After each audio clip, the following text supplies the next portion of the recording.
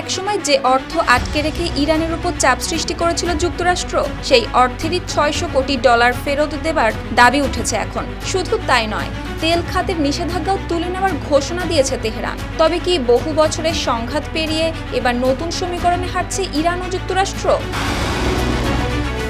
ইরানের সরকারি বার্তা সংস্থা মেহেরের প্রতিবেদনে জানা যায়, সোমবার কোম শহর সফরকালে এ ঘোষণা দেন ইরানের প্রেসিডেন্ট মাসুদ পেজেশকিয়ান। তার দাবি, যুক্তরাষ্ট্রের সঙ্গে সাম্প্রতিক সমঝোতার অংশ হিসেবে ইরানের তেল ও পেট্রোকেমিক্যাল খাতের ওপর আরোপিত নিষেধাজ্ঞা তুলে নেওয়া হয়। একই সঙ্গে কাতারের ব্যাংকে আটকে থাকা ইরানের ১,২০০ কোটি ডলারের মধ্যে প্রথম ধাপে ৬০০ কোটি ডলার ফেরত পেতে যাচ্ছে দেশটি।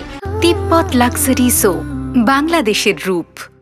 সেই সাথে বাকি অর্থ ধাপে ধাপে ফেরত আনার প্রক্রিয়া চলছে বলে জানান পেজেশকিয়ান। তার মতে, সুইজারল্যান্ডে অনুষ্ঠিত আলোচনা ও ইসলামাবাদে স্বাক্ষরিত সমঝোতা স্মারকের ফলে এসেছে এই অগ্রগতি। তার কাছে এটি হলো ইরানের জনগণের জন্য একটি বড় কূটনৈতিক সাফল্য।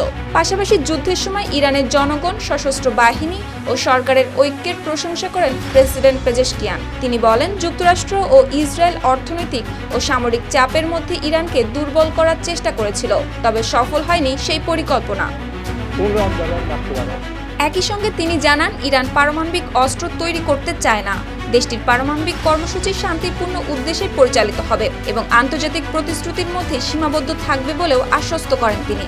তবে এই দাবির বিষয়ে এখনো যুক্তরাষ্ট্র বা কাতারের পক্ষ থেকে কোনো আনুষ্ঠানিক ঘোষণা আসেনি। ইরানের সরকারি বার্তা সংস্থা মেহের প্রেসিডেন্ট পেজেশকিয়ানের বক্তব্য প্রকাশ করলেও আন্তর্জাতিক পর্যায়ে বিষয়টি স্বাধীনভাবে নিশ্চিত হয়নি। তাই ৬০০ কোটি ডলার ছাড় ও নিষেধাজ্ঞা প্রত্যাহারের বিষয়টিকে এখন পর্যন্ত দেখা হচ্ছে ইরানের একপাক্ষিক দাবি হিসেবে।